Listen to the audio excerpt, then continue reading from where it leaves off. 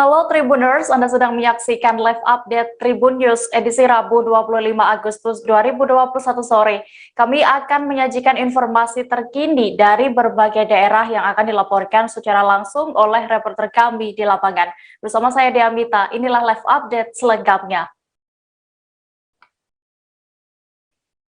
Kabar pertama datang dari Jawa Barat. Aparat kepolisian Resor Sumedang meringkus anggota geng motor pelaku kekerasan di Kabupaten Sumedang, Jawa Barat pada Senin 23 Agustus malam lalu. Mereka mengeroyok 4 orang pria di lingkungan Anggrek, Kelurahan Situ, Kecamatan Sumedang Utara. 7 orang diduga pelaku aksi brutal itu ditangkap. Dan polisi kini juga mengamankan sejumlah barang bukti seperti 3 bilah golok, 1 bilah besi, dan sejumlah barang bukti lainnya. Detail informasinya akan disampaikan langsung oleh rekan wartawan Tribun Jabar, Kiki Andriana yang kini sudah bergabung bersama kami. Halo Kiki.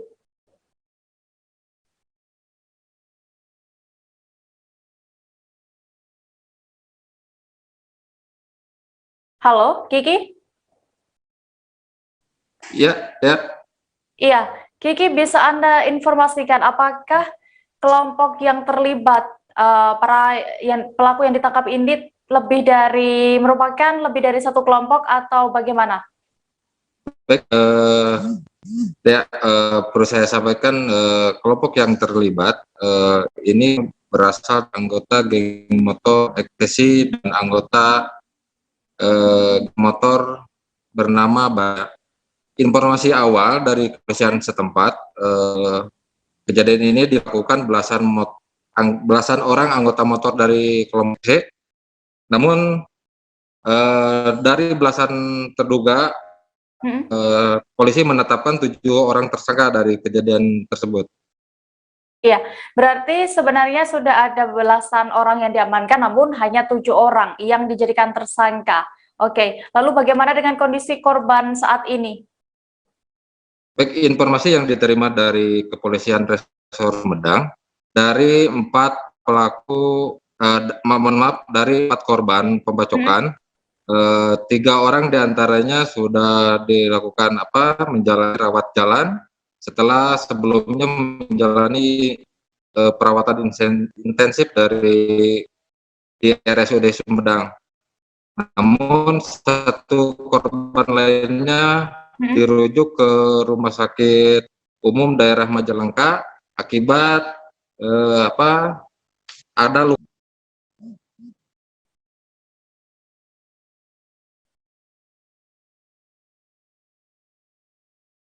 Halo, Kiki. Ya, baik, ya. Ya, Kiki bisa Anda ulangi? Ya, dari ke-4 korban, 3 diantaranya sudah menjalani rawatan, sebelumnya menjalani perawatan intensif di RSUD Kabupaten Sumedang. Namun 2 orang korban lainnya dirujuk ke Sakit Umum Daerah Majalengka lantaran urat nadinya nyaris putus. Iya, Kiki. Ini para pelaku ada 7 tersangka yang sudah ditetapkan, lalu apakah juga sudah diketahui apa sebenarnya yang memicu pengeroyokan ini terjadi? Informasi yang diterima dari Polres Sumedang, aksi brutal ini dipicu berawal dari salah satu korban dan salah satu pelaku bersenggolan di jalan.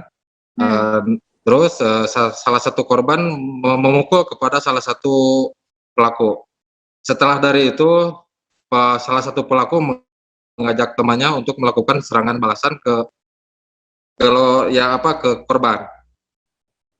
Iya. Lalu bagaimana dengan langkah yang dilakukan oleh polisi untuk mengantisipasi adanya serangan balasan lagi? Kepolisian Resor Sumedang akan melakukan terus himbauan kepada 2 kelompok motor ini dan terus melakukan patroli kewilayahan. Ya, baik. Terima kasih rekan wartawan Tribun Jabar, Kiki Andriana melaporkan dari Sumedang, Jawa Barat. Selamat kembali bertugas. Kita beralih ke informasi berikutnya, Tribuners. Sultan Alweda II Raharjo Jali melantik perangkatnya di Keraton Kasepuhan Kecamatan Lembah Wungkuk, Kota Cirebon pada hari ini Rabu 25 Agustus. Prosesi pelantikan perangkat yang akan membantu Raharjo sebagai Sultan Keraton Kasepuhan itu sempat diwarnai kericuhan. Sempat terjadi adu mulut di depan bangunan utama Keraton Kasepuhan tersebut. Sementara itu, prosesi pelantikan tetap dilanjutkan dengan pembacaan naskah pelantikan oleh Raharjo. Kabar selengkapnya akan disampaikan rekan wartawan dari Tribun Cirebon, Ahmad Imam Bae Haki, yang kini sudah terhubung bersama kami. Halo Ahmad. Halo Dea, selamat sore. Ya. Ahmad, bisa Anda informasikan sebenarnya apa penyebab kericuhan di Keraton Kasepuhan Cirebon tadi? Ya, kericuhan dipicu aksi jumenengan dari Raharjo Jali yang kini bergelar Sultan Aluda II di Keraton Kasepuhan. Dari jumenengan tersebut, Raharjo pada hari ini melantik perangkatnya yang akan membantu tugasnya sebagai Sultan Keraton Kasepuhan. Namun dari pihak Badan Pengelola Keraton Kasepuhan yang kepalanya dijabat oleh Ratu Raja Alexander Wuryaninerap yang merupakan bibi dari Sultan Sepuh 15 Pangeran Raja Adipati Lukman Zulkaidin berusaha membubarkan pelantikan tersebut karena Alexandra beralasan kegiatan yang diselenggarakan oleh Raharjo Jali tidak berizin dari pihaknya yang bertugas mengelola Keraton Kasepuhan, sehingga Ratu Alexandra berhak untuk membubarkannya. Namun dari pihak Raharjo Jali sendiri menolak untuk membubarkan diri dan sempat terjadi adu mulut yang kemudian mereda setelah kedua belah pihak berusaha menahan diri. Demikian, Dea. Iya, lalu Ahmad, bagaimana dengan situasi Keraton Kasepuhan saat ini? Ya, saat ini Keraton Kasepuhan masih dijaga oleh petugas gabungan dari Polres Cirebon Kota dan Kodim 0614 Kota Cirebon. Beberapa saat yang lalu sempat terjadi kericuhan juga di Keraton Kasepuhan Cirebon antara massa pendukung Sultan Sepuh 15 PRA Lukman Zulkaidin dan pendukung dari Raharjo Jali. Kedua kelompok sempat terlibat aksi lempar batu, namun kemudian diredam oleh petugas gabungan. Saat ini petugas gabungan TNI Polri masih bersiaga di lingkungan Keraton Kasepuhan untuk mengantisipasi adanya kericuhan susulan. Bahkan petugas juga mengerahkan beberapa kendaraan dinas di depan Keraton Kasepuhan. Saat ini petugas kepolisian memastikan situasi sudah kondusif dan tidak ada kericuhan susulan. Demikian, Dea. Iya, baik, terima kasih rekan wartawan dari Tribun Cirebon, Ahmad Imam Bae Haki, untuk laporannya. Selamat kembali bertugas. Kita beralih ke Sulawesi Selatan. Polres Jeneponto menangkap 2 pelaku penganiayaan yang mengakibatkan kematian di Desa Paitana, Kecamatan Turatea, Kabupaten Jeneponto, Sulawesi Selatan. Kedua pelaku ditangkap tak lama setelah kejadian penganiayaan di lapangan Desa Paitana. Salah satu dari pelaku penganiayaan juga mengalami luka ringan sehingga sempat dilarikan ke Rumah Sakit Umum Daerah Kabupaten Jeneponto. Hingga saat ini pihak kepolisian masih melakukan pemeriksaan dan mendalami kasus penganiayaan yang menyebabkan kematian ini. Untuk mengetahui lebih detailnya sudah bergabung bersama kami jurnalis Tribun Timur Muh Rakib yang akan menyampaikan laporan. Halo Rakib.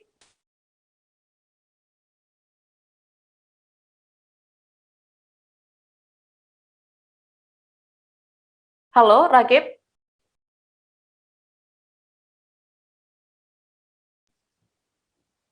Halo. Iya, Rakib, terima kasih. Seperti apa kronologi kejadian penganiayaan yang mengakibatkan kematian di Jeneponto ini? Ya, terima kasih dia di studio. Hari ini saya akan melaporkan terkait penganiayaan yang terjadi di Desa Paitana, Kecamatan Turatea, Kabupaten Jeneponto, Sulawesi Selatan. Penganiayaan tersebut mengakibatkan kematian oleh korban penganiayaan di lapangan Paitana kemarin. Untuk kronologinya sendiri, awalnya ini pada tahun 2017 yang menjadi korban saat ini adalah pelaku penganiayaan pada tahun 2017 lalu. Sehingga pada saat itu korban tidak diproses hukum karena mengalami gangguan kejiwaan, dan itu dilengkapi oleh hasil pemeriksaan medis dari pihak kedokteran. Setelah itu kedua belah pihak ini berjanji untuk memberikan sanksi adat kedua belah pihak, bahwa korban yang menjadi korban saat ini dilarang untuk masuk ke kampung halamannya. Apabila dia kembali masuk akan mendapatkan sanksi yang seperti yang terjadi kemarin. Seperti itu, ya. Ya, Rakib, lalu berapa lama tepatnya setelah kejadian kedua pelaku penganiayaan ini akhirnya ditangkap oleh pihak kepolisian? Pihak kepolisian mengamankan kedua pelaku ini tidak lama setelah kejadian. Berkisaran 1 jam setelah kejadian, 1 orang pelaku diamankan di rumah kediamannya. Dia tidak menyerahkan diri, tetapi dia dijemput oleh petugas Polres Jeneponto. Dan 1 orang lagi yang kebetulan juga kena sabitang parang ataupun kena lemparan batu, sehingga juga terluka dan sempat juga dilarikan ke rumah sakit Lantok Denpasar Jeneponto untuk dilakukan perawatan medis sebelum ditahan oleh pihak Polres Jeneponto. Seperti itu. Oke, lalu saat ini sudah sampai di mana proses pemeriksaan terhadap pelaku, Rakib? Untuk proses pemeriksaan terhadap kedua pelaku, keduanya sudah diambil keterangan sebagai saksi, dan saat ini kedua pelaku sementara diamankan di Mapolres Jeneponto dan dijatuhi untuk sementara dikenakan pasal pembunuhan 351 dengan ancaman hukuman 10 tahun ke atas. Untuk lebih lanjutnya lagi, kita sama-sama mendengar keterangan dari pihak penyidik Polres Jeneponto. Seperti ini videonya. Baik. Ini dia Tribuners wawancara dari KPO Reskrim Polres Jeneponto, Ibtu Nasruddin. Liputan lengkapnya untuk Anda. Tadi, hari Selasa, tanggal 23, ya? 24 Agustus 2021, sekitar jam 06.30 WITA, terjadi penganiayaan yang mengakibatkan meninggal dunia di lapangan Paitana, Desa Turatia, Kabupaten Jeneponto, terhadap korban atas nama inisial Haji S, umur sekitar 69 tahun. Yang bersangkutan menderita beberapa luka pada bagian tubuhnya, antara yang adalah luka pada bagian kepala bagian belakang, luka terbuka pada kaki sebelah kiri dan kanan, kemudian luka pada punggung, luka pada siku kanan, betis kanan. Semua itu adalah akibat karena perkenaan benda tajam. Terhadap yang bersangkutan, setelah dievakuasi dari TKP ke Rumah Sakit Lantok Denpasar, yang ternyata korban meninggal dunia berapa lama setelah sampai di rumah sakit, yaitu paling sekitar jam 10.30 WITA. Dalam kasus medis pada saat itu sempat ada penanganan medis. Namun yang bersangkutan membungkas napas antara air pada sekitar jam 10.30 WITA. untuk motifnya sendiri. Motif terhadap perkara ini ada persoalan sekitar tahun 2017. Korban pada tahun itu melakukan penganiayaan terhadap pelaku. Pemkot Bontang resmi meluncurkan program Bontang Siaga Call Center 112 di Gedung Pendopo Rumah Jabatan Wali Kota. Program Bontang Siaga ini diresmikan langsung oleh Wali Kota Bontang Basri Rase pada hari ini Rabu 25 Agustus. Adanya program ini diharapkan pemerintah bisa memberikan pelayanan yang maksimal kepada masyarakat dalam kondisi kedaruratan. Hal ini juga sebagai wujud pemenuhan janji politik Basri Najirah kepada masyarakat. Selengkapnya akan disampaikan rekan jurnalis Tribun Kaltim, Ismail Usman, yang kini sudah terhubung bersama kami. Halo, Ismail. Halo, Dea. Ismail, bisa Anda informasikan lebih lengkapnya sebenarnya bagaimana skenario pelayanan dari program Bontang Siaga ini? Baik, terima kasih ya.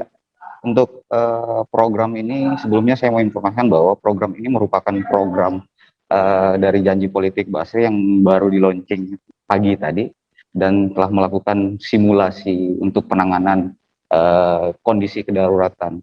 Nah, untuk skema dari program ini, seluruh aduan setiap kondisi kedaruratan terpusat pada Dinas Komunikasi dan Informasi di Bontang. Nah, untuk setiap laporan kepada yang masuk ke Dinas Kominfo akan meneruskan langsung ke dinas-dinas terkait. Ya, lalu peristiwa kedaruratan seperti apa saja yang masuk dalam penanganan dan berapa instansi yang terlibat dalam program ini, Ismail? Ya, baik, Dea. Untuk peristiwa-peristiwa yang kedaruratan yang bisa ditangani oleh program ini mencakup keseluruhan, termasuk peristiwa seperti kekerasan dalam rumah tangga, kerusuhan di tengah masyarakat, dan keamanan juga di sosial masyarakat. Nah, untuk OPD yang terlibat pada program ini ada 13 OPD, termasuk Polres Bontang, RSUD, BPBD, Dinas Pemadam Kebakaran, dan beberapa instansi lainnya. Oke, Tribuners, tadi rekan Ismail juga sudah berhasil mendapatkan keterangan dari Dasuki selaku Kepala Dinas Komunikasi dan Informasi. Berikut liputan lengkapnya untuk Anda. Adanya layanan nomor tunggal panggilan darurat yaitu 112. Nah, kondisi saat ini itu banyak nomor tunggal panggilan darurat, ada 110, 113, 107, 109 dan seterusnya ya. Sehingga masyarakat itu bingung ketika kalau ada kejadian apa ini mau kemana nih ya. Ini dengan kedaruratan apa saja yang nanti ditetapkan oleh Perwali itu semua bisa masuk ke 112. Pak, ya. Layanannya apa aja Pak di dalam misalnya kejadian kebakaran, ada banjir, ada kecelakaan, ada kerusuhan, ada KDRT, ada kedaruratan lain yang ditetapkan oleh Perwali, itu nanti bisa masuk ke 112. Nah, 112 nanti akan mencatat namanya call taker, nanti akan melempar ke namanya operator di OPD. Kalau kebakarannya ke pemadam. Ribuan masyarakat Kota Jambi antusias mengikuti program vaksinasi massal dan bakti sosial Akpol 1994 Peduli. Kegiatan ini digelar di halaman Hotel Yellow Komplek Transmart pada hari ini, Rabu 25 Agustus.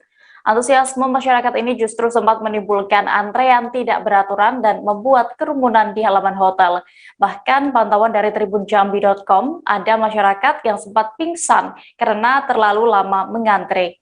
Informasi lengkapnya akan disampaikan oleh rekan jurnalis Tribun Jambi, Fitri Amalia, yang kini sudah tersambung bersama kami. Halo Fitri.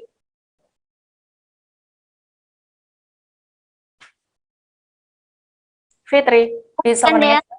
Iya. Ya. Rekan Fitri, bisa Anda gambarkan bagaimana tadi suasana vaksinasi di Hotel Yellow ini? Oke, terima kasih rekan Dea. Vaksinasi hari ini yang berlangsung tadi pagi itu merupakan program vaksinasi massal dan bakti sosial Akpol 1994 Peduli. Kegiatan vaksinasi ini digelar di halaman Hotel Yellow Kompleks Transmart. Dan antrian cukup panjang dari pagi hari karena masyarakat antri untuk vaksin dosis pertama maupun untuk vaksin dosis kedua, rekan Dea. Iya, lalu apa yang dilakukan aparat yang berjaga di sana setelah peserta vaksin ini membeludak saat itu, Fitri? Baik, rekan Dea. Karena situasinya antusias masyarakat yang ingin mendapatkan suntik vaksin, antrian juga sempat tidak beraturan dan membuat kerumunan. Tetapi hal itu tidak berlangsung lama, rekan Dea, karena petugas sendiri langsung cepat mengurai dan antrian kembali tertib. Dan Kapolda sendiri yang meninjau kegiatan vaksinasi tersebut bersama anggotanya juga ikut turun tangan mengatur kerumunan yang sempat terjadi hingga antrian kembali tertib, rekan Dea. Oke, Dan Fitri, tadi di lapangan, pantauan tadi di lapangan juga ada masyarakat yang sempat pingsan karena terlalu lama mengantri, tetapi hal itu juga cepat ditangani, rekan Dea. Baik, iya. Lalu rekan Fitri, di Jambi sekarang ini, Kota Jambi masih berada di PPKM level 4, benar ya? Lalu bagaimana suasana penyekatan di sana? Baik, terima kasih rekan Dea. Untuk suasana penyekatan PPKM level 4 di Kota Jambi sendiri itu memasuki hari ketiga dan berjalan kondusif. Dan di beberapa titik penyekatan di dalam Kota Jambi tetap dijaga. Dan ini akan berlangsung sampai dengan tanggal 19 Agustus mendatang ya rekan Dea. Lalu informasi terbaru ada penambahan titik penyekatan yang memang bertujuan untuk mengurangi mobilitas masyarakat yang tidak berkepentingan, rekan Dea. Ya, baik Tribuners, tadi rekan Fitri Amalia berhasil melakukan wawancara bersama seorang warga yang mengikuti kegiatan vaksinasi ini. Berikut liputan lengkapnya untuk Anda. Diambilin dulu sama yang anak. Tahu info vaksin dari mana, Mbak? Mbak dari anak. Iya. Vaksin yang keberapa nih, Mbak? Non? Vaksin yang keberapa? Mbak baru pertama. Satu kali. Gimana rasanya, Mbak? Biasa. Semangat. Bukan Mbak siapa? Mbak Siti Sapura. Hah? Siti Sapura. Siti Sapura. Iya. Masih Mbak ya? Iya. Makasih anak-anak. Selesai jeda berikut Tribuners, akan ada kisah seorang lansia di Semarang yang tinggal bersama anak ODGJ di rumah yang nyaris roboh. Jangan kemana-mana, tetaplah di live update. Oke, apa kabar Bang Ariski di sini untuk strateginya? Ya, kalau saya sendiri di Unit 37 ini yang semalam baru mulai, saya udah Sebenarnya aku nggak ngerasa itu penangkapan atau penggerebegan atau apapun itu. Karena gini loh, posisinya aku kriteria. Jadi kita mengenal disebut dengan stroke yang tidak berdarah dengan stroke yang berdarah. Stroke yang tidak berdarah itu biasanya ditandai dengan adanya penyumbatan. Kalau itu penyumbatan di sini mungkin pikirnya tidak ke situ kali ya, tapi kalau di Korea atau di Kamboja itu ada beberapa paper yang saya itu Mas, ya, dulunya tukang koran. Oh gitu ya. Tukang koran. Ya, saya baca itu Pak. Tuh kan, pernah baca kan? Ya. Jadi kalau saya jadi tanggal itu udah bersyukur banget. Si anak ini dijadikan sebagai tersangka begitu. Ya, kalau ini kita bicara yang di luar kasus Situbondo ya. Dengan nama hujan shower, di mana terdapat batas jelas antara daerah hujan dan tidak hujan yang biasanya terjadi pada fase awal mature stage atau tahap berbahaya itu Kang. Jadi mulai artinya terjadinya perlembekan. Nah itu untuk penetrasi akan sulit gitu ya. Dok, saya ini menurut saya memang tidak mudah, bukan urusan tanah diambil. Kalau misalnya Amerika Serikat sekarang, Rasulullah mengatakan dalam sebuah hadis bahwa berpuasa di 6 hari Syawal itu. Oke, apa kabar Bang Ariski di sini untuk strateginya? Kalau saya sendiri di Unit 37 ini yang semalam baru mulai, saya udah Sebenarnya aku nggak ngerasa itu penangkapan atau penggerebegan atau apapun itu. Karena gini loh, posisinya aku kriteria. Jadi kita mengenal disebut dengan stroke yang tidak berdarah dengan stroke yang berdarah. Stroke yang tidak berdarah itu biasanya ditandai dengan adanya penyumbatan. Kalau itu penyumbatan di sini mungkin pikirnya tidak ke situ kali ya, tapi kalau di Korea atau di Kamboja itu ada beberapa paper yang saya itu Mas, ya, dulunya tukang koran. Oh gitu ya. Tukang koran. Ya, saya baca itu Pak. Tuh kan, pernah baca kan? Ya. Jadi kalau saya jadi tanggal itu udah bersyukur banget. Si anak ini dijadikan sebagai tersangka begitu. Ya, kalau ini kita bicara yang di luar kasus Situbondo ya. Dengan nama hujan shower, di mana terdapat batas jelas antara daerah hujan dan tidak hujan yang biasanya terjadi pada fase awal mature stage atau tahap berbahaya itu Kang. Jadi mulai artinya terjadinya perlembekan. Nah itu untuk penetrasi akan sulit gitu ya. Dok, saya ini menurut saya memang tidak mudah, bukan urusan tanah diambil. Kalau misalnya Amerika Serikat sekarang, Rasulullah mengatakan dalam sebuah hadis bahwa berpuasa di 6 hari Syawal itu.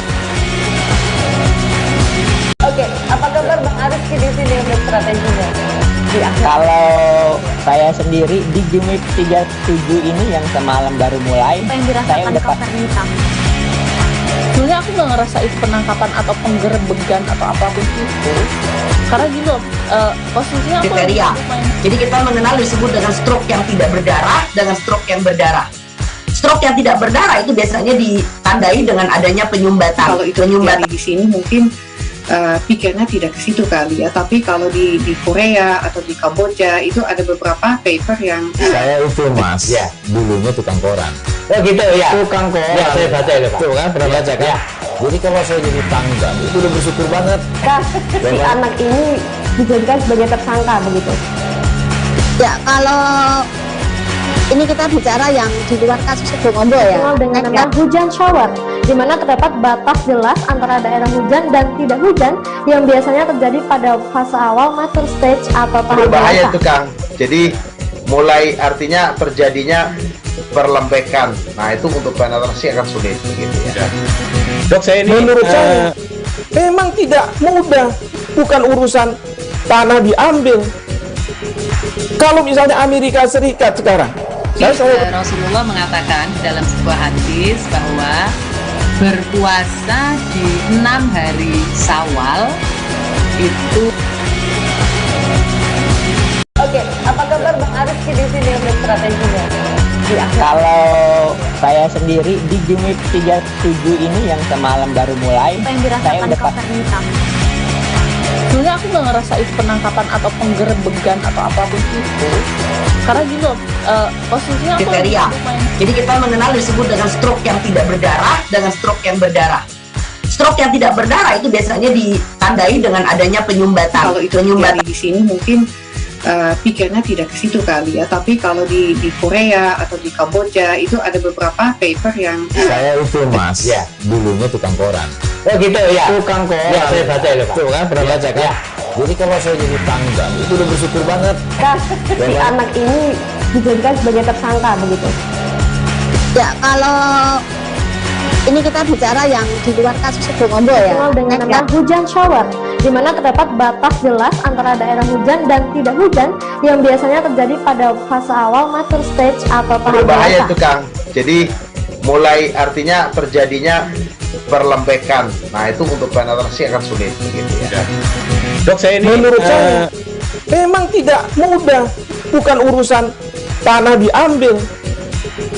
Kalau misalnya Amerika Serikat sekarang, Rasulullah mengatakan dalam sebuah hadis bahwa berpuasa di 6 hari Syawal itu.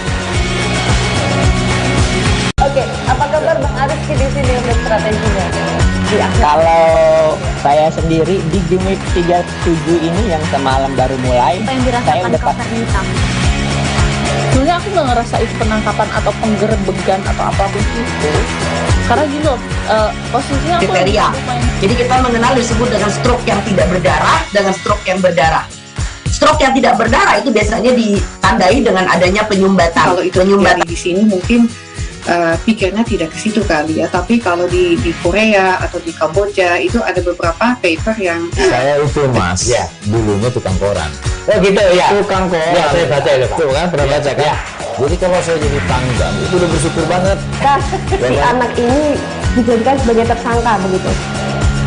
Ya, kalau ini kita bicara yang di luar kasus Situbondo ya. Dikenal dengan nama hujan shower, di mana terdapat batas jelas antara daerah hujan dan tidak hujan yang biasanya terjadi pada fase awal mature stage atau tahap Berbahaya dewasa. itu Kang.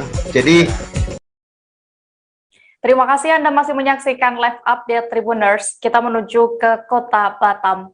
Tak henti-hentinya melakukan aksi sosial di masa pandemi COVID-19 ini, kini salah satu personel Polres Tanjung Pinang, Bribka Zulhamsyah Putra, membuat inovasi sosial baru, di mana dengan menggunakan kendaraan mobil jenis jeepnya, polisi yang bertugas di Polsek KKP tersebut membuat pasar berjalan murah. Hanya dengan Rp1.000 saja, warga bisa membeli kebutuhan bahan pokok yang diperlukan. Informasi lengkapnya akan disampaikan oleh rekan jurnalis Tribun Batam, Endra Kaputra, yang kini sudah tersambung bersama kami. Halo Endra. Halo Dea. Ya, Endra, bisa Anda informasikan bagaimana terkait dengan Pasar Seribu ini? Ya, baik Dea dan sahabat Tribun, dapat disampaikan bahwa adalah inovasi terbaru yang dilakukan salah satu personil di Polres Tanjung Pinang yang saat ini bertugas di Polsek KKP, di mana Zulhamsyah ini sebelumnya Dea dan sahabat Tribun juga telah melakukan kegiatan sosial yang viral juga di Provinsi Kepulauan Riau khususnya dan Tanjung Pinang dengan mengadakan kegiatan razia perut lapar dengan harga 1.000 juga. Dan untuk kegiatan inovasi baru yang dilakukan ini, ia menyulap mobil jeepnya tersebut untuk memasukkan kebutuhan sembako yang biasa diperlukan oleh warga dengan hanya harga Rp1.000 juga dia ada sahabat Tribun. Oke, Endra, lalu ada apa saja ini kebutuhan pokok yang disediakan di mobil tersebut? Ya, memang untuk jumlah item tidak terlalu banyak karena memang kondisi kapasitas mobilnya juga tidak terlalu banyak. Jadi untuk item-itemnya mulai dari sayur-sayuran, ada cabai, bawang, lalu ada mie instan, ada telur, ada beras juga yang sudah dibungkus dengan plastik, lalu ada susu dan berbagai macam kebutuhan lagi yang memang itu biasa digunakan untuk para ibu rumah tangga khususnya Dea. Iya, lalu apakah ada batasan untuk warga yang membeli bahan-bahan itu? Karena di sini memang harganya kan hanya dengan Rp1.000 saja, Endra. Baik Dea dan sahabat Tribun, memang disinilah uniknya inovasi sosial yang dilakukan oleh Bribka Zulhamsyah Putra tersebut, di mana untuk itemnya tadi disampaikan oleh Bribka Zulhamsyah tidak dibatasi, tapi memang warga yang mengerti sendiri. Jadi dari 1.000 kadang memang ada juga yang ngambil satu kaleng susu, krim susu, habis itu ada juga yang cuma ngambil sayur-sayurannya saja dengan jenis cabai-cabean yang lain. Lalu juga mungkin ada mie instan yang diambil berapa bungkus, begitu dia. Jadi dia tidak membatasi. Bahkan Zulhamsyah juga bercerita saat melakukan kegiatan ini di minggu lalu, ada seorang ibu-ibu yang datang tanpa membawa uang sepeser pun. Jadi walaupun tidak membawa uang sepeser pun, tetap dilayani, hanya Zulhamsyah meminta doa saja bayarannya. Iya, baik Endra, mungkin ada lagi informasi terkait dengan mobil pasar murah ini, Rp1.000. Dan ini memang disampaikan Zulhamsyah juga, kegiatan ini awal mulanya ia lakukan berangkat dari keprihatinan saat kondisi pandemi sudah melanda di Kota Tanjung Pinang khususnya selama 1 tahun lebih. Dan ini memang kan masih sudah masuk pada tahun kedua kondisi pandemi di Indonesia khususnya di Tanjung Pinang juga. Nah dari situ ia bentuk keprihatinan yang dilihatnya langsung, ia membuat kegiatan sosial awalnya razia perut lapar. Jadi dengan hanya Rp1.000 masyarakat bisa memilih lauk pauk apa saja yang mau disantap, dan dia bersama istrinya langsung turun langsung untuk membagikan nasi hanya dengan Rp1.000. Tapi setelah itu berlanjut, dia mendapatkan curhatan dari beberapa warga yang membeli nasi murahnya tersebut, bahwa memang banyak bantuan dari pemerintah yang tersampaikan oleh warga, namun hanya kadang bantuan tersebut hanya sembako atau beras to. Nah di situ ia terpikirkan untuk sudah membuat pasar murah berjalan yang juga tetap dengan harga 1.000. Nah kita juga kita tanyakan juga kepada Bribka Zulhamsyah bagaimana ini tanggapan dari pimpinan, karena ia juga berdinas sebagai PS Kanit Intelkam di Polsek KKP tersebut. Nah, maka ia menyampaikan, Bribka Zulhamsyah menyampaikan bila pimpinannya tersebut sangat mendukung, bahkan beberapa bulan lalu Kapolda Provinsi Kepulauan Riau Irjen Pol Aris Budiman sampai pernah langsung mendatangi Grey razia perut laparnya untuk melihat langsung bagaimana keseriusan dari personilnya itu membantu masyarakat sekitar. Begitu deh ya. Ya, baik Tribuners, tadi rekan Endra juga berhasil melakukan wawancara bersama Bribka Zulhamsyah Putra, inisiator dari mobil pasar Rp1.000 ini. Berikut liputan lengkapnya untuk Anda. Razia perut lapar ini berawal dari kegiatan kita yang setiap akhir pekan, Sabtu Minggu itu membagikan sembako. Ada ibu-ibu yang menyampaikan kepada kami dengan kondisinya juga memang memprihatinkan. Pak, kalau boleh kami jangan hanya dapat beras, telur, ataupun mie instan. Anak kami juga butuh susu, butuh sayuran. Jadi dari situlah kita terpikir untuk membuat kegiatan pasar berjalan ini. Jadi untuk pasar berjalan ini kita lakukan di akhir pekan pada saat Sabtu dan Minggu saya masuk ke pelosok-pelosok kampung atau menjumpai masyarakat yang benar-benar kondisinya memang harus dan layak kita bantu, seperti itu. Jadi untuk aneka kebutuhan masyarakat yang kita bawa itu di dalam pasar mini atau pasar berjalan kita itu seperti sayuran-sayuran, ada kol, ada kacang panjang, wortel, kentang, dan lain-lain. Jadi banyak seperti kecap, susu, gula, telur, mie instan, bawang, cabai, dan lain-lain. Jadi gimana ke pasar ya seperti itu saya bawa gitu. Jadi untuk mungkin sedikitlah menolong mereka yang memang betul-betul ingin makan enak, makan bergizi dengan kondisi yang mungkin mereka tidak bisa membeli itu semua di saat ini, seperti itu.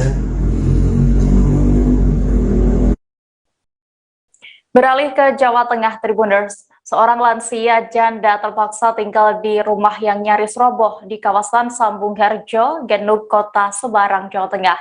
Lansia bernama Mbah Muzaroah ini berusia 66 tahun, mengaku selalu was-was setiap kali hujan deras lantaran rumahnya yang telah lapuk dimakan usia. Bagian atap rumah tamu dan dapur rumah tersebut bahkan sudah ambrol. Mbah Muzaroah mengaku tidak bisa berbuat banyak sebab hanya seorang janda dan para anaknya juga hanya buruh serabutan. Bahkan ada anggota keluarganya yang juga mengalami gangguan jiwa atau ODGJ. Kabar selengkapnya akan disampaikan rekan wartawan dari Tribun Jateng, Iwan Arifianto, yang kini sudah terhubung bersama kami. Halo Iwan.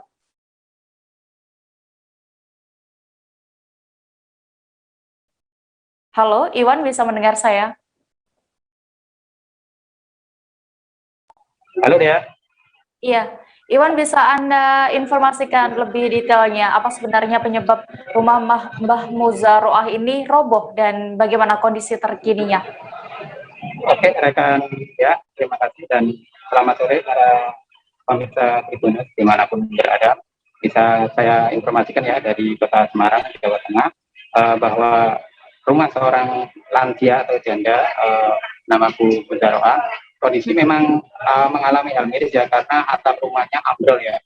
Atap rumah ambrol itu disebabkan karena hujan deras yang mendera kawasan tersebut pada Sabtu tanggal 21 Agustus 2021 pukul 10 malam ya, sekira jam segitu. Akibatnya atap rumah ya milik Bu Muzaroah di ruang tamu dan ruang tengah itu ambrol ya, jadi atap sudah tidak ada atapnya lagi, ambrol, dan kondisi rumah tersebut sangat memprihatinkan karena Bu Muzaroah kesulitan untuk tidur di rumahnya sendiri. Kondisi terkini pada saat siang tadi saat saya meninjau kembali lokasi kejadian tersebut sangat memprihatinkan. Bu Muzaroah lebih menceritakan detail ya kejadian itu. Ia menceritakan bahwa saat kejadian ia sedang mengaji di ruang belakang. Saat itu hujan deras, tiba-tiba ruangnya atap rumahnya di bagian tengah ambrol. Beruntung dia mengajinya di bagian belakang sehingga tak tertimpa atap tersebut. Anaknya yang seorang ODGJ, ini yang lebih menggugah hati mungkin pemirsa Tribun Jateng, sangat miris sekali. Anaknya yang ODGJ beruntung saat kejadian sedang berada di ruang tamu sehingga kejadian itu tidak ada korban jiwa, hanya ada kerugian material. Begitu, Dea. Iya, rekan Iwan, lalu apakah saat ini keluarga dari Mbah Muzaroah ini sudah mendapatkan perhatian dari mungkin juga pemerintah setempat atau bagaimana? Oke, rekan ya, dan seluruh pemirsa pendatang dapat kita informasikan untuk saat ini Bu atau Mbah Muzaroah ini belum mendapatkan bantuan rumahnya ya, perusahaan rumah itu belum mendapatkan bantuan sama sekali. Untuk logistik seperti sembako dan terpal itu memang sudah ada yang disalurkan dari PMI Kota Semarang dan BPBD Kota Semarang. Dapat kita informasikan juga bahwa kondisi rumah Bu Muzaroah saat ini juga sangat rawan sekali untuk dihuni lantaran temboknya rawan ambrol ya. Jadi temboknya itu retak-retak sehingga ditahan oleh batangan bambu ya. Bahkan Ketua RW setempat yaitu Ketua RW 6 Pak Andi sempat menceritakan kepada Tribun Jateng bahwa ini tembok ketika didorong atau disentuh atau ditendang sedikit saja sangat rawan ambrol, sehingga ketika hujan deras ketika melanda daerah tersebut bisa saja atap itu ambrol dan sangat membahayakan penghuni rumah yaitu Mbah Muzaroah dan anaknya yang seorang OTGJ. Begitu dia. Ya, Tribuners, rekan Iwan tadi juga sudah melakukan wawancara bersama Mbah Muzaroah. Berikut keterangan lengkapnya untuk Anda. Kenapa ini Bu? Kok bisa roboh? Itu hujan. Hujan terus? Ya, saya sengaja di sini. Itu beruk gitu. Nggak ada angin padahal. Nggak ada angin, langsung ambruk. Rumah udah lama Bu? Oh iya. Nggak ada yang luka berarti? Enggak. Nggak ada. Terus? Itu ada sini hancur. Terus tinggalnya jenengan di mana berarti? Di ruang tamu? Saya. Tinggalnya sementara. Oh, ada anak sini di situ. Oh, di situ. Berdua berarti Bu ya? Ya, ya. Bantuan apa? Ya renovasi ini belum ada. Polda Riau kembali menggelar kegiatan vaksinasi massal dan kegiatan ini mengambil tempat di kampus Universitas Islam Negeri Sultan Syarif Kasim atau UIN Suska Riau. Pemberian vaksin ini khusus untuk penerima tahap pertama. Dalam kesempatan kali ini, Polda Riau turut menggandeng Civitas Akademi dari organisasi kemahasiswaan yang bergabung dalam Cipayung Plus Riau. Vaksinasi yang diinisiasi oleh Polda Riau saat ini untuk kelompok perguruan tinggi dan program vaksinasi kampus to kampus akan terus digencarkan. Untuk mengetahui lebih detailnya, sudah bergabung bersama kami rekan jurnalis Tribun Pekanbaru, Rizky Armanda, yang akan menyampaikan laporan. Halo Rizky. Ya, halo Dea. Rekan Rizky, bisa Anda ceritakan bagaimana tadi Anda gambarkan seperti apa antusiasnya mahasiswa Riau mengikuti vaksinasi kali ini? Ya, memang pada kegiatan vaksinasi massal yang digelar oleh Polda Riau di UIN Suska Riau kali ini diserbu oleh para mahasiswa. Tampak ratusan mahasiswa mengantri mulai dari pintu masuk gedung, kemudian mengisi formulir dan mengantri di tempat duduk yang sudah disediakan untuk menerima vaksin. Pada kegiatan kali ini Polda Riau mengandeng sejumlah organisasi kemahasiswaan seperti yang sudah disebutkan tadi. Di antaranya ada PMII, GMKI, HMI, GMNI, KAMI, IMM, PMKRI, dan lain-lain. Ada sekitar 450 dosis yang disediakan, begitu. Iya, lalu berapa banyak tenaga kesehatan yang dilibatkan dalam menyuntikkan 400-an tadi dosis vaksin tadi? Ya, dalam kegiatan vaksin kali ini ada 45 vial atau 450 dosis vaksin yang disuntikan kepada para penerimanya, diantaranya 200 untuk dosen, pegawai, dan karyawan dari lingkungan UIN Suska Riau.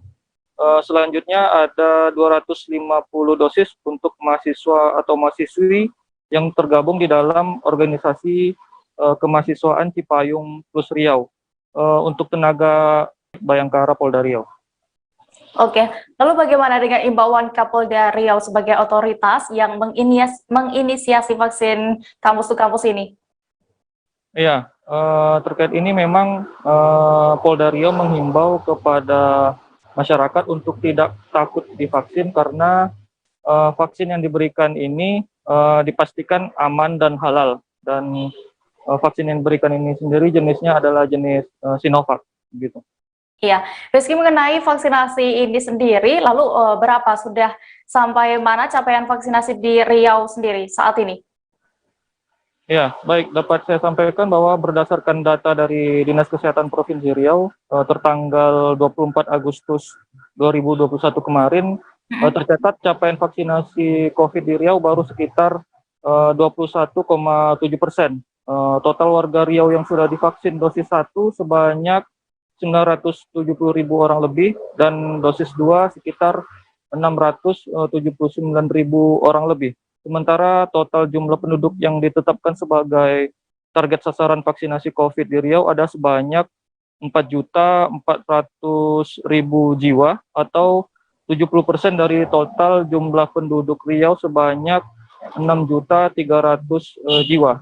Hingga saat ini artinya masih tersisa sedikitnya 3.500.000 jiwa penduduk Riau yang sudah ditetapkan sebagai target vaksin, namun belum tervaksinasi.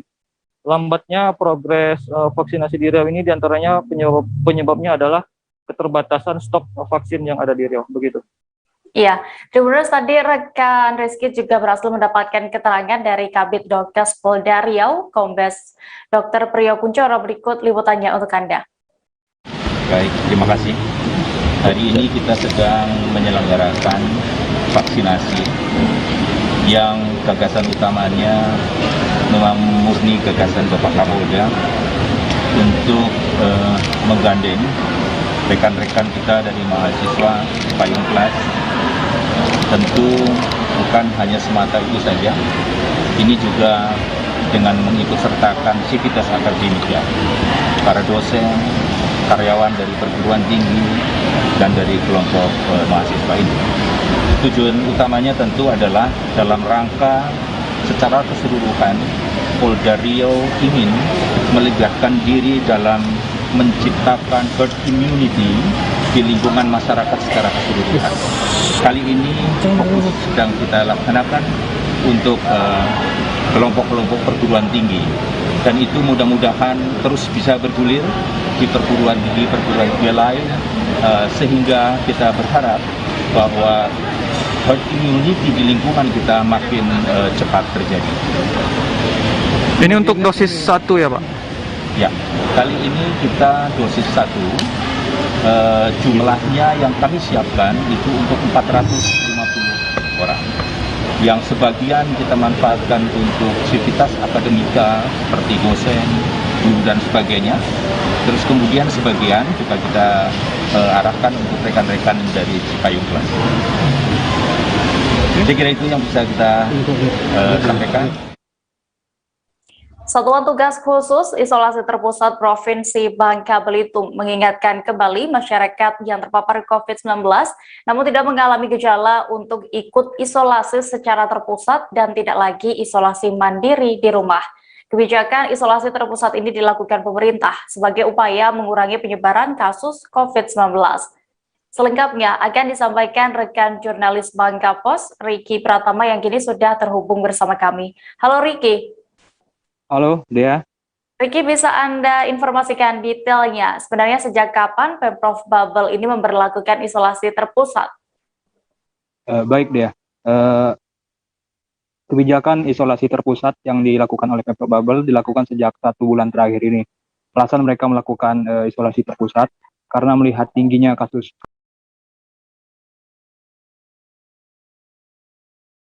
kematian dan tingginya kasus konfirmasi yang terjadi pada 1 bulan terakhir ini di Provinsi Bangka Belitung.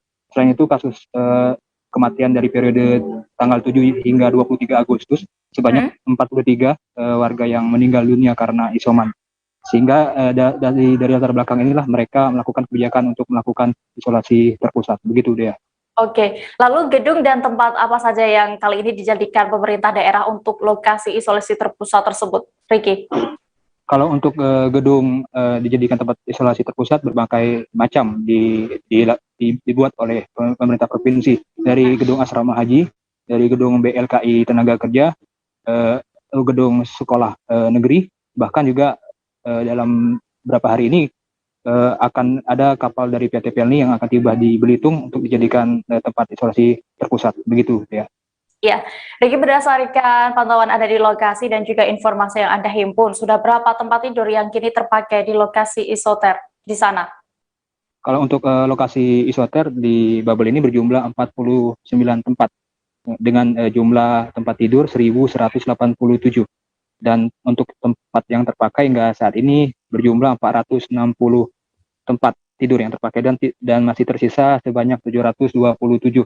Artinya tidak full semua tempat tidur yang ada di isolasi terpusat di Bangka Belitung. Begitu deh ya. Baik, Tribuners, tadi rekan Riki berhasil melakukan wawancara bersama Ketua Satgasus Isoter Bangka Belitung, Mikron Antariksa. Berikut liputan lengkapnya untuk Anda. Untuk Satgas Isoter yang telah dibentuk isolasi terpusat saat ini di wilayah Bangka Belitung sudah ada di 7 kabupaten kota dan di Provinsi Kepulauan Bangka Belitung. Jumlah isolasi terpusat itu sampai dengan saat sekarang ada berjumlah 49 tempat dengan kapasitas 1.187, yang mana memang paling banyak tempatnya adalah di Belitung Timur, karena di Belitung Timur, Bangka Barat, Bangka, kemudian Bangka Tengah serta Bangka Selatan, itu isolasi terpusat terpadunya itu berada di tingkat desa, di tingkat kecamatan, sehingga lokasi mereka tersebar dan tempatnya pun banyak, dan TT-nya, tempat tidurnya 1.187. Nah, sampai dengan saat ini pertanggal 24 Agustus bahwa lokasi tempat isoter itu sudah 462 tempat tidur yang terisi atau 38%. Memang belum keseluruhan terisi, karena memang yang pertama mereka sedang menjalani isolasi yang saat ini mandiri, menghabiskan waktunya, jadi nanggung kalau seandainya dibawa ke tempat isolasi terpusat. Namun dari terbentuknya Satgas, nanti kami akan bekerjasama dengan Satgas tracking, tracer, dan testing, jadi langsung setelah positif dibawa masuk ke dalam isoter. Jadi tidak ada lagi di Bangka Belitung yang melakukan isoman, karena sampai dengan hari ini, sampai dengan kemarin sudah ada 43 yang meninggal saat menjalankan isolasi mandiri. Jadi kami berharap 3.006. Tribuners, kabar duka datang dari pelantika musik Indonesia. Penyanyi legendaris Eli Kasim meninggal dunia. Sebelumnya, jenazah Eli Kasim disemayamkan di rumah duka kawasan Kayu Putih, Pulau Gadung, Jakarta Timur. Dorce Gambalama hingga Gubernur DKI Jakarta Anies Baswedan terlihat melayat ke rumah duka. Kemudian jenazah Eli Kasim dimakamkan di TPU Al-Azhar Memorial Garden, Karawang, Jawa Barat pada hari ini, Rabu siang. Detail informasinya akan disampaikan langsung oleh rekan jurnalis Warta Kota, Ari Puji Waluyo, yang kini sudah bergabung bersama kami. Halo Ari. Halo rekan dia, selamat sore. Iya, rekan Ari, bisa Anda informasikan lebih detailnya sebenarnya kapan Eli Kasim ini meninggal dunia dan juga di mana saat itu? Ya, menurut informasi yang diterima oleh tim Warta Kota, berdasarkan dari papan tulis yang ada di rumah duka keluarga dari Eli Kasim meninggal dunia di Rumah Sakit MMC Jakarta hari Rabu pukul 03.48 pagi. Eli Kasim saat itu sedang berjuang melawan sakitnya dan beliau meninggal setelah mendapatkan perawatan intensif. Iya, Ari, apakah ada informasi lebih detailnya terkait karena sakit apa hingga menyebabkan Eli Kasim meninggal dunia? Iya, selama rekan Warta Kota berada di sana, pihak keluarga belum bisa memberikan keterangan lebih detail mengenai kronologi meninggalnya Eli Kasim atau penyakit apa yang sedang dirasakan oleh Eli Kasim selama di rumah sakit. Tapi menurut keterangan dari Dorce, yang hadir juga di rumah duka Eli Kasim yang di kawasan Kayu Putih, Jakarta Timur.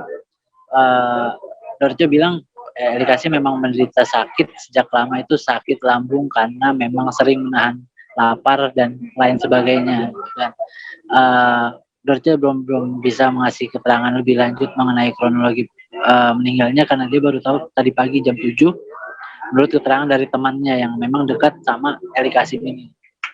Gitu. Dan setelah dipikir-pikir ya memang menurut Dorce meninggalnya karena sakit lambung. Selebihnya dia kurang lebih paham. Oke, lalu Ari, selain Dorce, siapa lagi yang terlihat hadir di rumah duka Eli Kasim? Ya, menurut pantauan Warta Kota selama berada di sana, Anies Baswedan, Gubernur DKI Jakarta, turut hadir melayat ke rumah duka Eli Kasim. Kemudian ada juga Gubernur Sumatera Barat yang juga hadir memberikan penjelasan sedikit mengenai sosok Eli Kasim selama ini. Ya, lalu seperti apa sosok Eli Kasim ini selama masa hidupnya?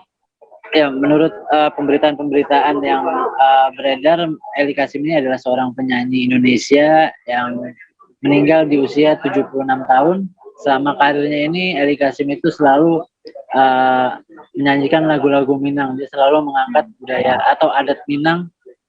Selama karirnya manggung di mana-mana itu dia selalu membawakan lagu-lagu dari adat Minang sampai akhirnya karir dari Eli Kasim ini membuat masyarakat Minang itu merasa bangga bahwa Eli Kasim ini itu mempeloporkan budaya adat sampai ke pelosok di Indonesia.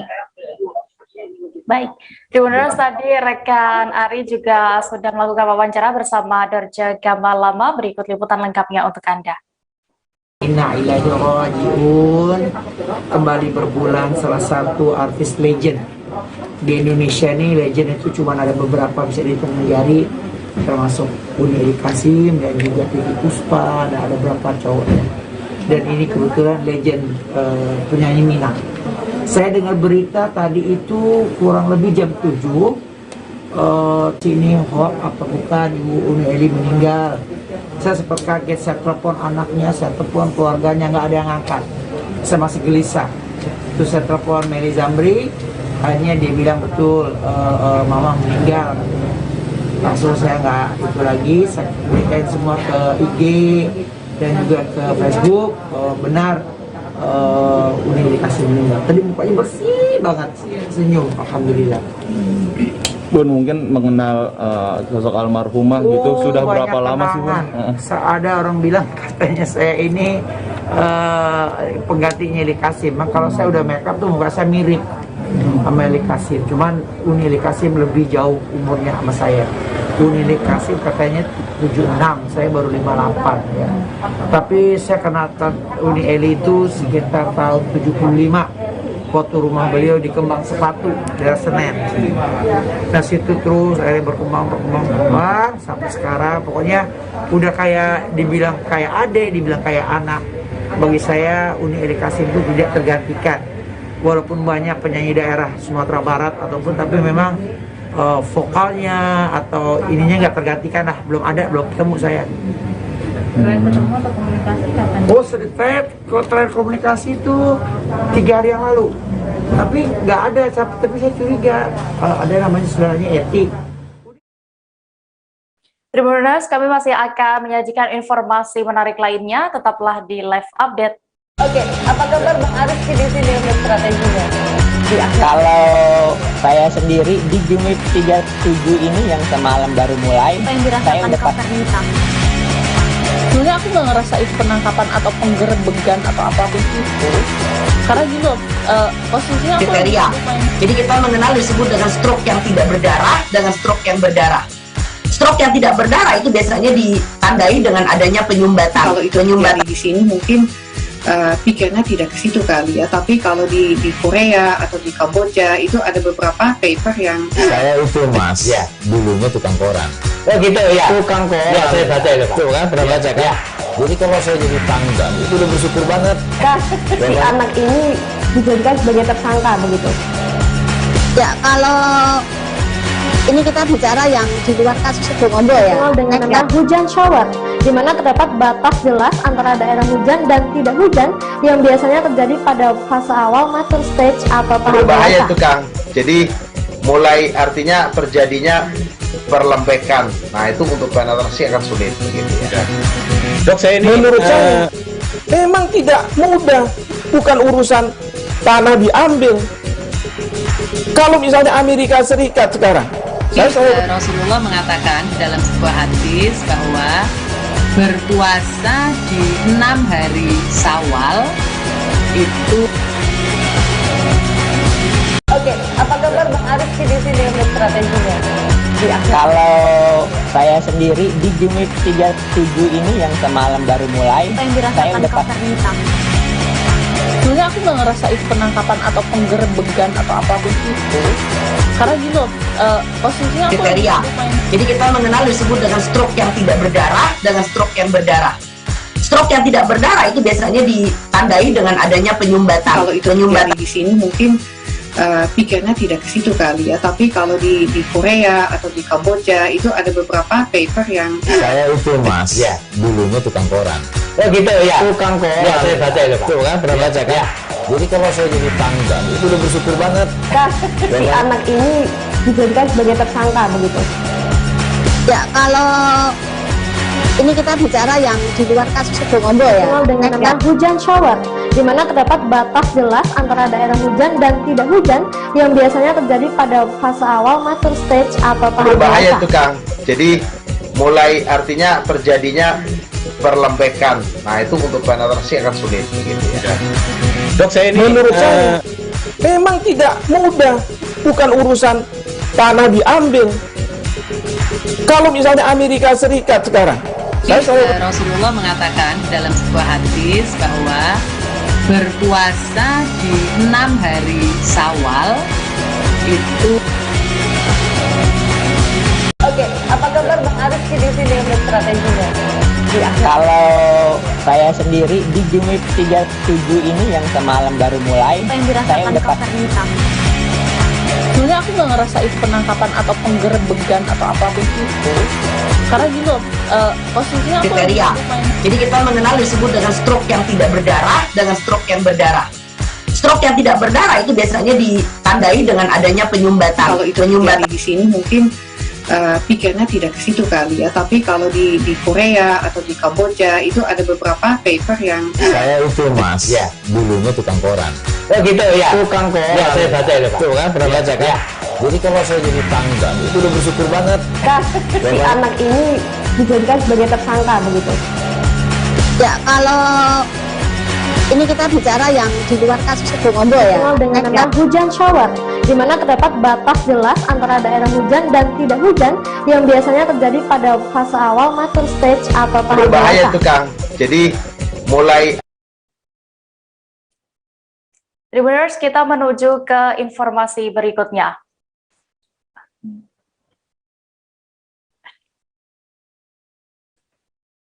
Maaf Tribuners, kami akan kembali seusai jeda berikut, tetap di live update. Oke, apa kabar Bang Arif di sini untuk strateginya? Kalau saya sendiri di Jumip 37 ini yang semalam baru mulai, saya udah pasti. Sebenarnya aku nggak ngerasa itu penangkapan atau penggerebegan atau apapun itu, karena gini loh, posisinya aku kriteria. Jadi kita mengenal disebut dengan stroke yang tidak berdarah dengan stroke yang berdarah.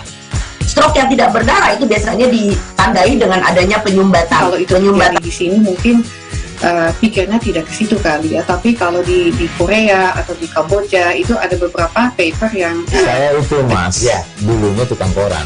Oh gitu ya, tukang koran. Ya saya baca itu Pak. Tuh kan pernah baca kan? Ya. Jadi kalau saya jadi pangdam itu udah bersyukur banget.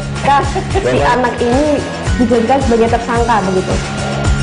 Ya kalau ini kita bicara yang di luar kasus Sebongombo ya. Dengan nama hujan shower, di mana terdapat batas jelas antara daerah hujan dan tidak hujan yang biasanya terjadi pada fase awal mature stage. Kembali ke live update, kita menuju informasi berikutnya, Tribuners. Pemerintah Provinsi Kepulauan Bangka Belitung menjadikan SMK Negeri 2 Tanjung Pandang sebagai pusat isolasi terpadu atau isoter. Gedung isoter di SMK Negeri Tanjung Padang ini di Kabupaten Belitung mulai beroperasi pada hari ini, Rabu 25 Agustus. Gedung isoter ini juga dilengkapi dengan sarana prasarana yang dibutuhkan warga yang melakukan isoman di sana. Setelah isoter difungsikan di bawah kewenangan Pemprov Babel, diharapkan masyarakat tidak lagi melakukan isolasi mandiri di rumah. Informasi lengkapnya akan disampaikan oleh rekan wartawan dari Pos Belitung, Disa Ariyanti, yang kini sudah tersambung bersama kami. Halo Disa. Halo Dea. Rekan Disa, bisa Anda informasikan lokasi isoter yang disediakan sejak hari ini, apakah sudah ada yang menempati? Baik, Dea, bisa saya laporkan bahwa untuk tempat isolasi terpadu, yaitu Sekolah SMK Negeri 2 Tanjung Pandan yang hari ini sudah dipergunakan oleh pihak pemerintah Provinsi Bangka Belitung, tapi untuk pasien yang terpapar COVID ataupun orang yang terpapar COVID memanfaatkan tempat itu belum ada sama sekali hingga hari ini. Lokasi ini memang berada di pusat kota Tanjung Pandan dan memang sangat strategis, yaitu dikelilingi oleh pagar yang sangat tinggi dan memang areanya tertutup dari jangkauan masyarakat.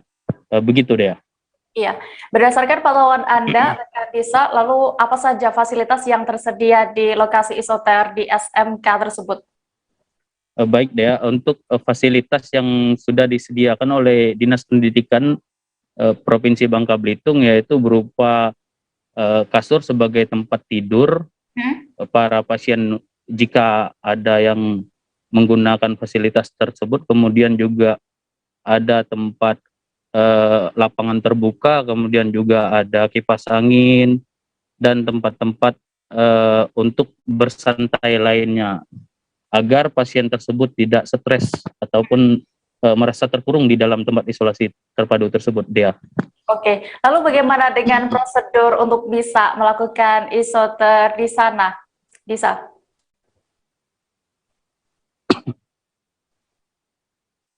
Baik, Dea, bisa kami laporkan bahwa jika ada masyarakat yang ingin menggunakan tempat isolasi terpadu dari pasien ataupun pasien sendiri ke tempat isoter, nanti diarahkan oleh petugas jaga yang ada di tempat tersebut ke tempat pendaftaran. Jadi nanti sebelum masuk ke ruangan ataupun ditempatkan di ruang isolasi mana, pasien ini harus di screening terlebih dahulu. Jadi nanti ada petugas dari Dinas Kesehatan ataupun tenaga kesehatan yang men-screening pasien tersebut, baik itu kondisi kesehatan maupun kondisi tubuh dari pasien itu sendiri. Begitu dia. Oke, lalu sementara ini ada berapa jumlah bed yang disediakan oleh petugas di sana? Sementara ini untuk jumlah bed ada 80 dengan jumlah ruangan 13 ruangan. Untuk satu ruangan itu diisi oleh 6 orang ataupun disediakan untuk 6 orang pasien COVID yang 19, gitu Dea. Apabila nanti jika ada over dari jumlah bed yang ada, maka sudah disediakan ruangan-ruangan lain yang sekarang ini tinggal memasukkan bed-bed dari petugas sendiri nanti. Begitu Dea. Terima kasih rekan wartawan Pos Belitung, Disa Ariyanti untuk laporannya. Selamat kembali bertugas. Kita beralih ke informasi berikutnya, Tribuners. Semen Padang FC terus menggenjot latihan para pemain jelang gelaran Liga 2. Seperti biasa, SPFC melakukan latihan seperti biasanya di lapangan mes Indarum, Kota Padang.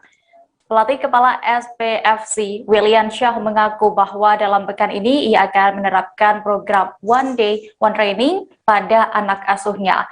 Selain itu, juru taktik Kabau Sirah tersebut juga bersyukur karena kompetisi kembali dimulai. Detail informasinya akan disampaikan langsung oleh rekan wartawan Tribun Padang, Rahmat Panji, yang kini sudah bergabung bersama saya. Halo Panji. Halo rekan Dea. Iya, rekan Panji, bisa Anda informasikan lebih detailnya seperti apa program latihan yang kini sedang dijalankan oleh Semen Padang FC? Baik, pada pekan ini Semen Padang FC itu melakukan latihan One Day, One Training. Jadi dalam latihan ini pelatih Semen Padang FC Williansyah hanya melakukan 1 kali latihan dalam sehari. Karena sebelumnya Williansyah sudah pernah melakukan latihan itu 2 kali sehari, malah ada 1 kali sehari latihan dan 1 kali libur atau latihan mandiri. Dalam program One Day One Training ini Williansyah berharap itu para pemainnya tetap bisa menjaga kebugaran. Jadi berlatih pada pagi hari atau dalam 1 kali sehari, dan siangnya itu bisa istirahat dan tetap menjaga kebugaran untuk latihan esok harinya. Seperti itu deh. Lalu apa saja saat ini fokus latihan yang diberikan Williansyah untuk anak-anak asuhnya itu? Baik, kalau untuk fokus latihan ini tidak jauh berbeda dengan pekan-pekan sebelumnya, yaitu masih pada tahap taktikal. Karena menurut Williansyah, taktikal adalah hal yang akan berguna nantinya pada saat pertandingan. Jadi Williansyah fokus pada masalah attacking dan transisi. Latihan ini tidak banyak perubahan dari pekan sebelumnya, namun dia berharap akan ada otomatisasi pada para pemain agar nanti waktu pertandingan berlangsung mereka sudah terbiasa untuk melakukan transisi sekaligus attacking dengan kreativitas yang mumpuni, seperti itu. Ya, Panji, tadi juga Anda sempat bertemu dengan Williansyah selaku pelatih Padang FC ya. Lalu bagaimana tanggapannya terkait kompetisi Liga 1 ini ya, yang akan kembali digelar, yang maksudnya akan digelar Jumat nanti? Iya, terkait Liga 1 itu adalah kabar yang bahagia menurut Williansyah. Dia sangat bersyukur, dan mungkin rasa syukur itu juga diucapkan oleh seluruh elemen sepak bola di Indonesia terkait Liga 1 yang akan kembali bergulir.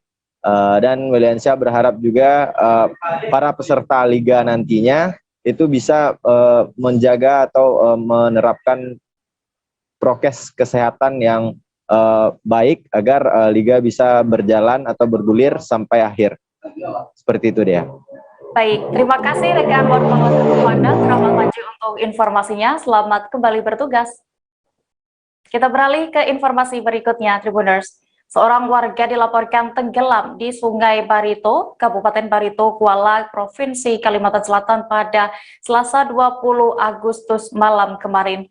Identitas korban diketahui atas nama Tony, berusia 29 tahun, merupakan warga Desa Batik, Kecamatan Bakumpai, Kabupaten Barito, Kuala. Korban tenggelam tepatnya di sisi dermaga CPO PT Sinar Sawit Sentosa, Kecamatan Bakumpa. Kabar selengkapnya akan disampaikan rekan wartawan dari Banjarmasin Post, Tabri, yang kini sudah terhubung bersama kami. Halo Tabri. Rekan Tabri, bisa mendengar saya? Bisa. Iya.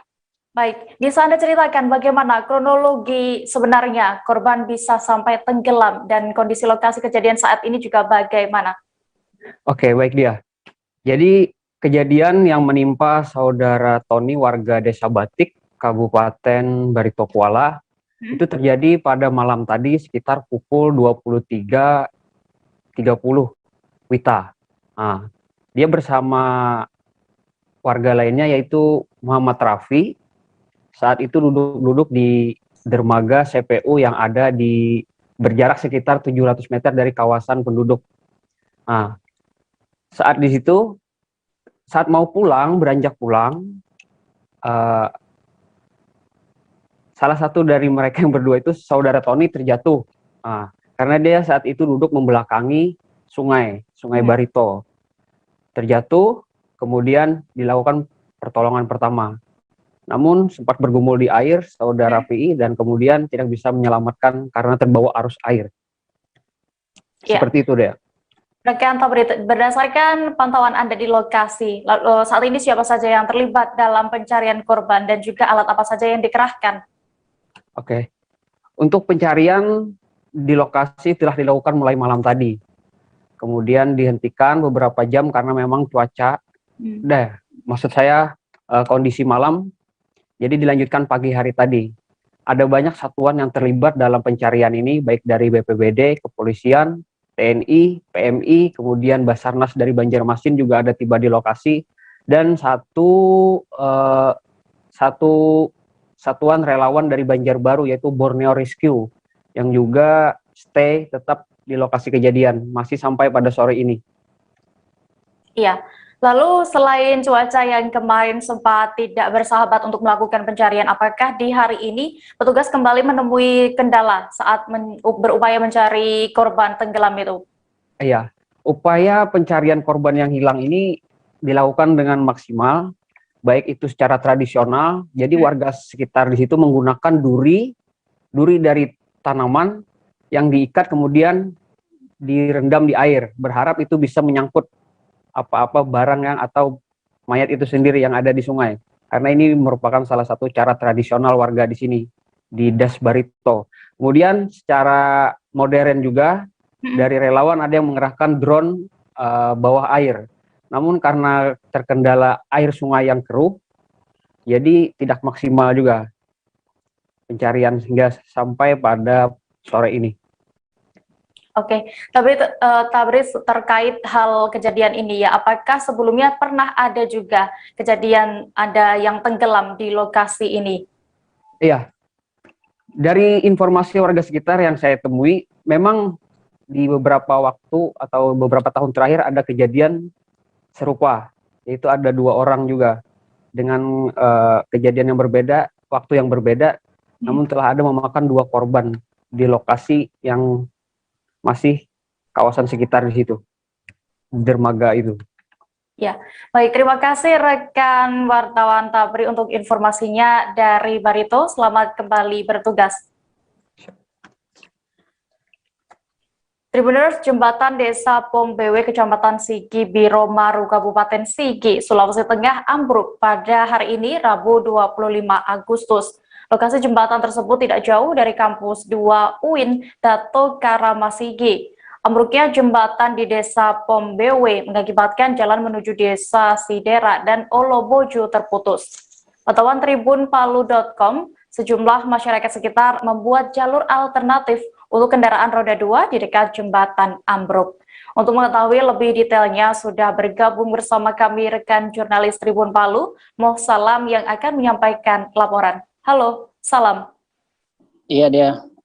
Rekan Salam, bisa Anda informasikan detailnya terkait jalur alternatif yang dibuat oleh masyarakat ini untuk menuju ke Desa Sidera dari arah Kota Palu? Baik, dia. Bahwasanya diketahui pagi tadi jembatan penghubung di Desa Pombewe, Kecamatan Sigi, Wiromaru, Kabupaten Sigi, untuk tembus menuju ke Desa Sidera itu amblas. Dan sejumlah jalur juga terputus, seperti yang berada di Desa Jonooge juga terputus akibat guyuran hujan semalam, sehingga 2 akses jalan dari Kota Palu menuju Kabupaten Sigi itu terputus, dia. Iya, lalu berdasarkan pantauan Anda dan juga informasi yang berhasil Anda himpun, apakah sudah ada respons dari pemerintah setempat terkait ambrolnya jembatan di Desa Pombewe ini? Baik, dia. Tadi kita juga mendapatkan informasi dari Kepala Bidang Bina Marga Dinas Pekerjaan Umum Kabupaten Sigi, bahwa Edi Sastro, bahwasanya dirinya bersama tim sudah meninjau jembatan yang ambruk di Desa Pombewe dan rencananya akan membangun jembatan darurat di sekitar amblasnya jembatan Pombewe tersebut. Dan juga dia perlu kami informasikan salah satu akses jalan menuju Desa Sidera yang berada di Desa Jonooge juga saat ini masih digenangi air akibat hujan yang mengguyur Kabupaten Sigi semalaman itu, sehingga jalur alternatif yang bisa dilewati pengendara yakni Jalan Poros Palu Kulawi, dia. Ya, Tribuners, tadi rekan Salam juga berhasil mendapatkan keterangan dari salah satu saksi saat kejadian. Rafi'i, berikut liputan lengkapnya untuk Anda. Jadi tindak menyelamatkan pas cabur tuh. Cabur tuh ada awal ini. Sudah banyak tuh kalau landasan. Jadi kalau pesawat 2 kali melawat. Yang ketiga kali itu ya sampai ke sini nih. Sampai ke sini ini jadi langsung ditarik nih jauh. Kelapas saya lah. Kelapas saya mana sudah lamas dulu aja, kayaknya ada lamas tuh. Kejadian tuh Bang melapor kemana? Pas kejadian no kah? Langsung aku udah nini tuh. Jadi langsung orang turunan tadi lah. Nggih, turunan lah. Yang bagian munjun bertiga tuh sudah ulun melapas ke bawah sana ulun tuh sudah. Banyak menajuni di sini. Kabar berikutnya datang dari Pulau Bali. Teka-teki mengenai sosok yang menggantikan posisi almarhum Ketua DPD Gerindra Bali, Ida Bagus Putu Sukarta alias Gus Surkarta akhirnya terkuak. Ketua Umum DPP Gerindra, Prabowo Subianto akhirnya menunjuk Made Mulyawan Arya sebagai suksesor Gus Sukarta yang meninggal akibat sakit beberapa waktu lalu. Ini terlihat saat Ketua Harian DPP Gerindra, Sufmi Dasko Ahmad menyerahkan surat keputusan atau SK kepengurusan Gerindra Bali yang baru. Penyerahan itu sendiri dilakukan di sektor restoran and bar Sanur Denpasar pada Rabu 25 Agustus hari ini. Selengkapnya akan disampaikan rekan jurnalis Tribun Bali, Ragil Armando yang kini sudah terhubung bersama kami. Halo Ragil. Halo rekan ya, terima kasih. Dapat kami laporkan bahwa teka-teki mengenai pengganti Gus Sukarta yang selama ini sudah akhirnya terkuak. Prabowo Subianto sendiri menunjuk sosok Made Mulyawan Arya atau yang akrab disapa De Gajah sebagai Ketua DPD Gerindra Bali. De Gajah sendiri atau Made Mulyawan Arya sebelumnya merupakan Ketua DPC Gerindra Kota Denpasar sekaligus Wakil Ketua DPD Kota Denpasar. Menariknya, dapat kami laporkan yang menjadi posisi sekretaris dalam kepengurusan tersebut adalah Wayan Buntre yang merupakan politikus GAIK Golkar. Wayan Buntre sendiri sebelumnya adalah mantan Ketua DPD Golkar Kabupaten Badung dan mantan bakal calon wakil Bupati Badung di Pilkada serentak 2020. Dalam arahannya, Ketua Harian DPP Gerindra Sufmi Dasko Ahmad mengatakan bahwa pihaknya meminta para pengurus baru untuk terus kompak bekerja membesarkan partai di masa pandemi COVID-19. Bahkan, Sufmi mengingatkan untuk selalu melakukan konsolidasi dengan jajaran partai baik di tingkat provinsi hingga ke desa. Sufmi Dasko juga merupakan Wakil Ketua DPR RI ini mengingatkan bahwa Prabowo Subianto menargetkan Gerindra di Bali untuk kembali merebut kursi DPR RI yang hilang di Pileg 2019 lalu. Menariknya, dapat kami laporkan bahwa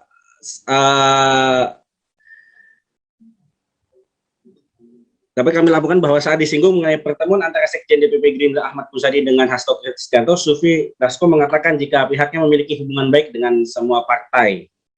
Namun ia mengakui khusus dengan PDIP, Gerindra memiliki kedekatan khusus dengan partai berlambang banteng tersebut. Apalagi menurutnya antara Megawati dengan Prabowo sendiri memiliki chemistry yang baik. Begitu rekan ya dapat kami laporkan. Oke, lalu bisa Anda jelaskan lebih detailnya mengenai penyerahan SK kepengurusan Partai Gerindra di Bali tadi?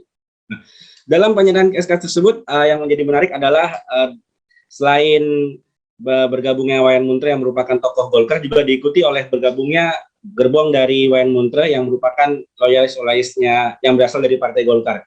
Sehingga dalam kepengurusan Gerindra yang baru itu sendiri, bisa dikatakan hampir setengah merupakan para pengurus Partai Golkar X yang sempat bergabung di Golkar beberapa periode sebelumnya. Begitu kan ya? Oke, Ragil. Lalu seperti apa untuk target dari DPP Gerindra kepada pengurus barunya? Target sendiri dapat kami sampaikan bahwa DPP meminta untuk DPD Gerindra Bali untuk selain merebut kursi DPR RI di Pileg, juga meminta untuk bisa merebut kursi bupati di pilkada-pilkada yang akan datang. Khusus untuk Pilgub sendiri, pihaknya tidak menutup kemungkinan bahwa peluang berkoalisi dengan PDI akan terbuka mengingat kedekatan antara partai tersebut di pemerintahan di pusat. Begitu rekan Dea. Terima kasih jurnalis Tribun Bali Ragil Armando untuk laporannya. Selamat kembali bertugas. Tribuners, informasi tadi sekaligus menutup perjumpaan kita dalam live update petang ini. Jangan lupa untuk terus memperbaharui kabar terupdate lainnya di seluruh kanal YouTube Tribun Network. Terakhir, Tribuners, lantaran masih di tengah pandemi, kami kembali mengingatkan untuk Anda selalu menerapkan protokol kesehatan dimanapun berada. Dan mewakili kru yang bertugas, saya Dea Mita pamit. Terima kasih dan sampai jumpa. Jangan lupa like, subscribe, dan share ya.